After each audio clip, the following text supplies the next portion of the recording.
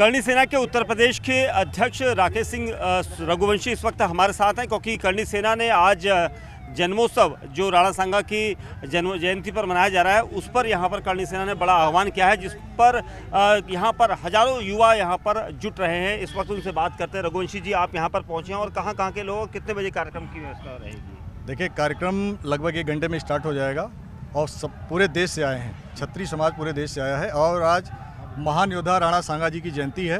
इस जयंती की समस्त देशवासियों को, 36 कौम के लोगों को बधाई देता हूँ, शुभकामनाएं देता हूँ।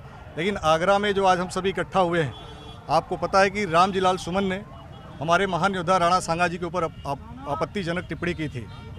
आज उसी संदर्भ में यहाँ पे सभी राणा सांगा के जो वंशज हैं वो सब यहाँ पे इकट्ठे हुए हैं और रामजीलाल सुमन ने माफ़ी नहीं मांगा। आपने सुना होगा कि उन्होंने कहा कि इस जन्म में तो मैं माफ़ी नहीं मांगूंगा।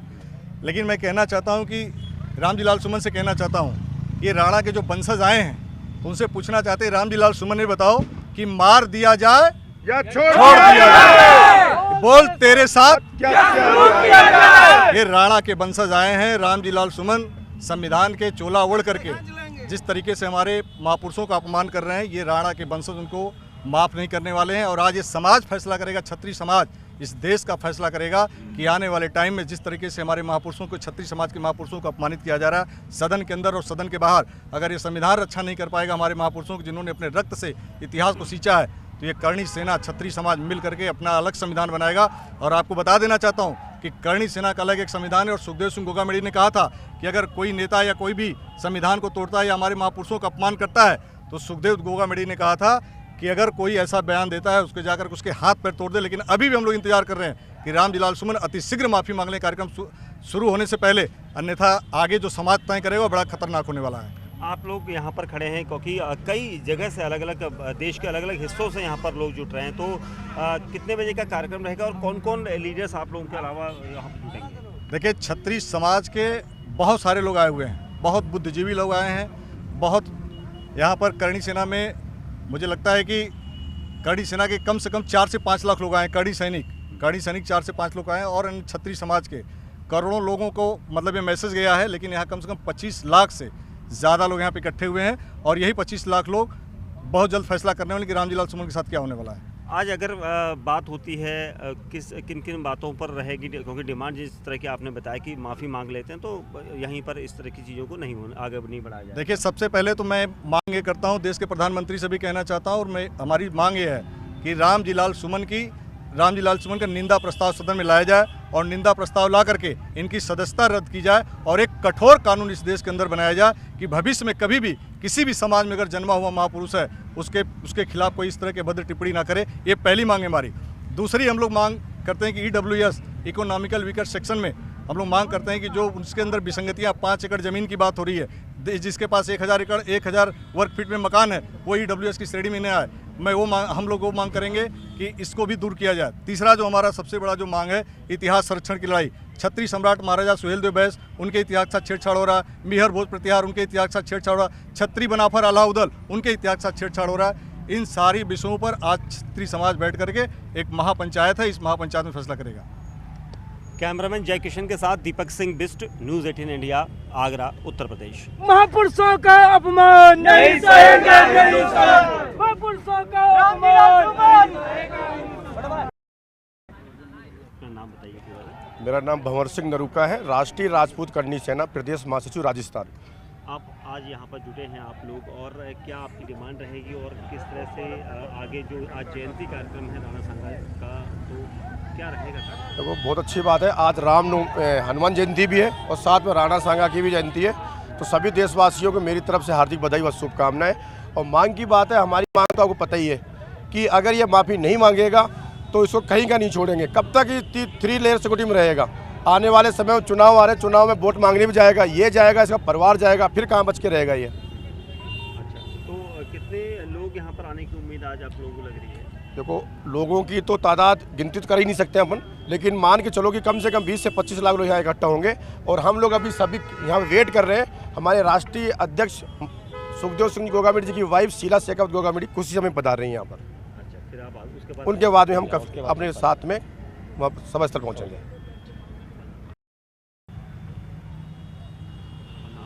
जी बिल्कुल। मेरा नाम जन्मेजय सिंह एडवोकेट है। मैं प्रदेश उपाध्यक्ष हूँ करनी सेना का, उत्तर प्रदेश। आज किस तरह की तैयारियां हैं और क्या डिमांड आप लोगों की रहेगी, और जो आज राणा सांगा जी का जयंती यहाँ पर मनाया जा रहा है तो उस कार्यक्रम को लेकर बताएं। जयंती के बारे में तो मैं बस यही कहना चाह रहा हूँ कि एक यह जुटाव है कि जो ये कृत्य किया गया है हमारे महापुरुषों के साथ, और ये फैशन बना हुआ है। अभी आज़ादी के बाद से राजपूतों को हमेशा टारगेट किया जाता रहा है।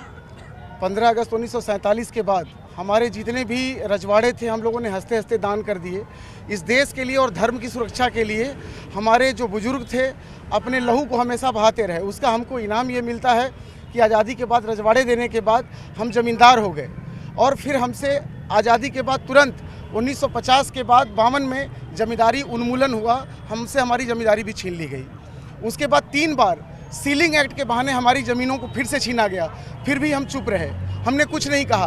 फिर फिल्मों के माध्यम से हमें निगेटिव रोल में दिखाया जाता रहा। जैसे ही ठाकुर आता था तो अमरीश पुरी और अमजद खान आ जाते थे, उसके बाद भी हम चुप रहे।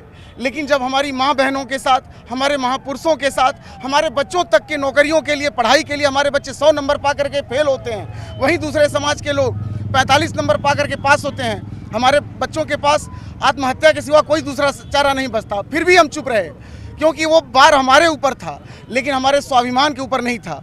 ये लगातार कुछ दिनों से चल रहा है कि हमारे स्वाभिमान के ऊपर इस तरह से कुठाराघात किया जा रहा है। तो अब हम कितने देर तक चुप रहें? ये अभी आपके चैनलों के माध्यम से, मीडिया के माध्यम से ये दिखाया जाता है कि करनी सेना ने उनके घर पे जाके जो किया वो गलत किया, लेकिन वो गलत करने के लिए हमें प्रेरित कौन किया और उसके ऊपर कौन सी कार्रवाई आपने की है, ये जानने की ज़रूरत है।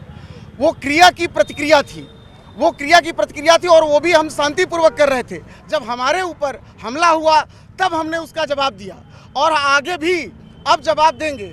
अब कायरता से बैठने का समय नहीं आया है। हमारे बुजुर्ग हमेशा तलवारों पे अपने लोगों की रक्षा करते थे। आज उनके सम्मान की रक्षा करने के लिए अगर हमको फिर से तलवार उठानी पड़ी तो हम उठाएंगे और लड़ेंगे भी।